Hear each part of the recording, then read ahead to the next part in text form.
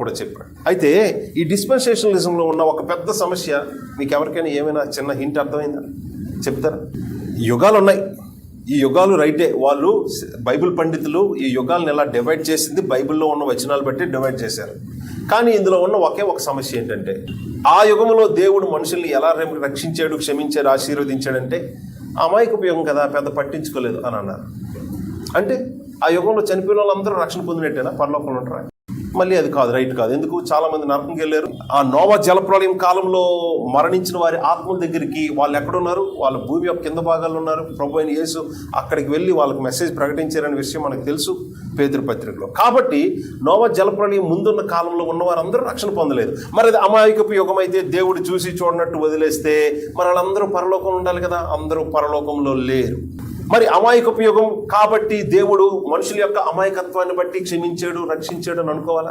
ఈ ప్రాబ్లం మీకు ఇంకా అర్థమవుతుంది ముందుకు వచ్చిన తర్వాత. చూడండి, ఆ తర్వాత యుగాన్ని ఏమన్నారు? మనస్సాక్షి యుగం. ఆ మాటకు అర్థం ఏంటి తెలుసా? దేవుడు మనస్సాక్షిని బట్టి తీర్పు తీర్చాడు. మనస్సాక్షి ఎవరికి ఏం గద్దించిందో ఆ ప్రకారం ఎవరు జీవితాన్ని సరిదిద్దుకున్నారో వాళ్ళని దేవుడు రక్షించాడు, ఆశీర్వదించాడు. ఎగ్జాంపుల్ యోబు అని ఎవరైనా అన్నారనుకోండి, అవునా? అది నిజమేనా? మనస్సాక్షి గద్దించినంత మాత్రం ఎవరు వినేస్తారు చెప్పండి?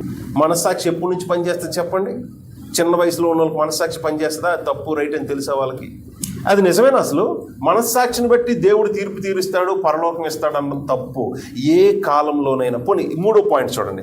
ధర్మశాస్త్ర యుగంలో దేవుడు మనుషుల్ని దేని బట్టి ఆశీర్వదించాడు అండ్ రక్షించాడు అండ్ చంపి నరకంలో వేస్తాడు అంటే ధర్మశాస్త్రాన్ని ఎవరు పాటించారో, ఎవరు దానికి అవిధేయత చూపారో దాన్ని బట్టే అని చెప్పే వాళ్ళు ఈ రోజుకి ఉన్నారు, క్రైస్తవులే. ఒక్కరోజు కూడా సిద్ధాంతం కూర్చిన క్లాసు వినకుండా పాపం మినిస్ట్రీ బోధిస్తే ఇవే బోధించేస్తారు. ఒక్కరోజు కూడా సిద్ధాంతానికి సంబంధించిన విషయాలు వినరు. ధర్మశాస్త్ర సంబంధమైన క్రియల మూలముగా ఏ మనుషుడు నీతిమంతుడని తీర్చబడడు, అది అసాధ్యం. ధర్మశాస్త్రం ఎవరిని నీతిమంతులుగా చెయ్యలేదు అని పౌలు గారు గలతీ పత్రికలో చెప్పిన తర్వాత, అరే మరి ధర్మశాస్త్ర యుగంలో మోషే ధర్మశాస్త్రాన్ని ఎవరు పాటించారో వాళ్ళకే రక్షణ అని అన్నారంటే వాళ్ళు బైబిల్ని ఏం అర్థం చేసుకున్నట్టు? వాళ్ళు ఇంకా యోధ మతాన్ని నమ్ముతున్నట్టే. ఆ పరిసయ్యులు ఏం బోధిస్తున్నారో అదే నమ్ముతున్నారు. దాని అర్థం, దాని మెసేజ్ వాళ్ళకి అర్థం కాలేదు. దేవుని యొక్క పరిశుద్ధాత్మ పొందుకున్న పౌలు గారు రోమా పత్రిక, గలతీ పత్రికల్లో, ఆయన హెబ్రీ పత్రికలో ఇంకొక ఆయన రాసిన దాన్ని బట్టి అర్థమవుతుంది. ఓహో, మోషే గారి ధర్మశాస్త్రాన్ని పాటించినంత మాత్రాన ఎవ్వరూ రక్షణ పొందలేదన్న విషయం అర్థమవుతుంది. సో దీన్ని బట్టి ఇంతకీ ఏ పాయింట్ మీరు గుర్తించాలని ఈ పాయింట్ రైజ్ చేశాను మీకు అర్థమవుతుందా? యుగాలు విభజించడం ఓకే, విభజించుకోవచ్చు. కానీ ఒక్కొక్క యుగంలో దేవుడు మనుషుల్ని ఒక్కొక్క రకంగా రక్షించాడు, శిక్షించాడు అని చెప్పడం తప్పు.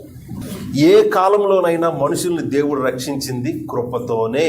ఈ కృపాయుగంలోనే కృప ఉంటుంది, అంతకుముందు కృప లేదని చెప్పడం అది ఎలా రైట్ అవుతుంది సార్? ఏ కాలంలోనైనా మనుషులు రక్షణ పొందింది దేవుని కృప వల్లనే.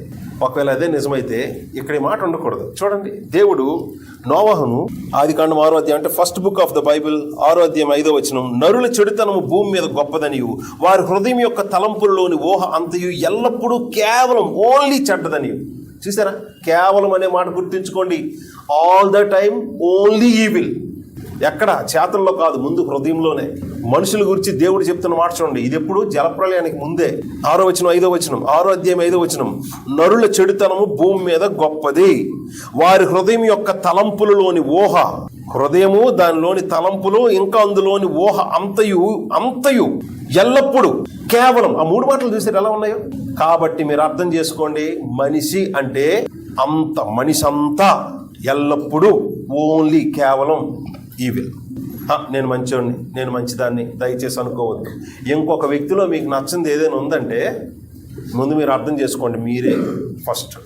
మీ దగ్గర లేనిది ఇతరుల దగ్గర కనిపించదు. అన్నయ్య లెక్కలు మీకు అర్థమవుతుంది మాట. కాబట్టి అందరికంటే నేనే వరస్ట్ అని మీరు అర్థం చేసుకోవాలి. దేవుని యొక్క వాక్యం సత్యం అర్థమైతే అందరికంటే నేనే వరస్ట్ అన్నారు.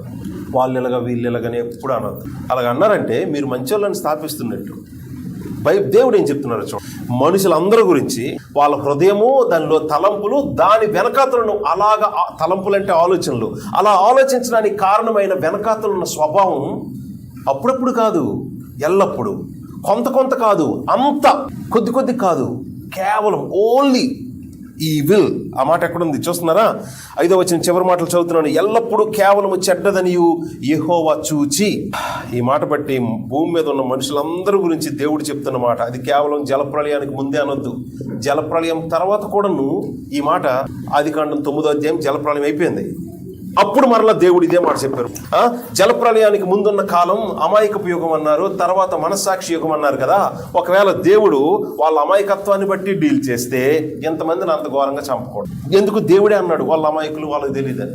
ఒకవేళ దేవుడు తర్వాత కాలంలో మనస్సాక్షిని బట్టి ట్రీట్ చేస్తే ఇదిగో కృప అనే మాట ఎక్కడ ఉండకూడదు. కానీ చూసారా, ఇక్కడే ఉంది కృప అనే మాట. ఆదికాండం 6వ అధ్యాయం 7వ వచనం.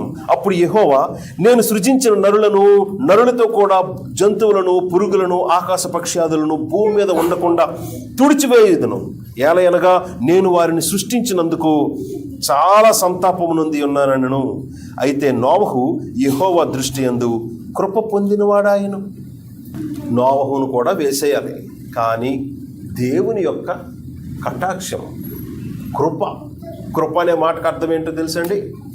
నోవహు దగ్గర సంథింగ్ ఉంది కాబట్టి దేవుడు అయ్యి బాబోయ్ అందరితో పాటు ఇతన్ని ఎలా చంపేస్తాను, చంపలేను అనే సీన్ లేదు. కృప అన్నాడంటే నోవహు కూడా అది పొందుకోవడానికి అనర్హుడే. నోవహు అనర్హుడైనప్పుడు దేవుడు ఆయన మీద కటాక్షం, ఫేవర్ చూపించాడు.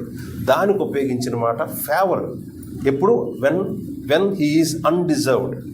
అందుకే దాన్ని ఏమన్నారు? కృప అనే మాటకి అన్డిజర్వ్డ్ ఫేవర్ అన్నారు. ఇంకా బైబిల్ని బాగా అర్థం చేసుకుంటే న్యూ టెస్టమెంట్ థియాలజీ బట్టి ఇంకా అర్థమయ్యేది ఏంటంటే it is not just undeserved favour, it is what? New testament theology బట్టి చూస్తే అది not simply undeserved, it is hell deserved. అంటే నరకానికి, నిత్యమైన నరకానికి మాత్రమే అర్హులము, పాత్రులము. అలాంటి వాళ్ళ మీద ఆయన ఫేవర్ ఎంత చూపించాడంటే ప్రాణం పెట్టినంత ప్రేమ చూపించాడు. సార్, ఇక్కడున్న వాళ్ళ మీరంతా అర్థం చేసుకోవాలి. ఏ కాలంలోనైనా దేవుడు మనుషుల మీద కృప చూపించబట్టే తిండి తిన్నారు, గొప్ప వాళ్ళు అయ్యారు, కుటుంబాలు కలిగి ఉన్నారు, రాజులు చక్రవర్తులు అయ్యారు. దేవుడు కృప చూపించబట్టే నరకాన్ని తప్పించుకొని పరలోకం వెళ్ళారు. నోవహు అయినా, అబ్రహాం అయినా, ఇంకెవరైనా. కాబట్టి ఆ కాలంలో దేవుడు దాన్ని బట్టి ఇచ్చాడు, ఈ కాలంలో దేవుడు ధర్మశాస్త్రం బట్టి ఇచ్చాడు. Sir, no. యుగాల్ని డివైడ్ చేయొచ్చు, కానీ డివైడ్ చేస్తూనే మనం ఏం చెప్పాలో తెలుసండి? అందులో ఒక సమస్య ఉంది. ఆ సమస్య ఏంటంటే పాపం ఎలా అర్థం చేసుకున్నారు, అది నిజం కాదు.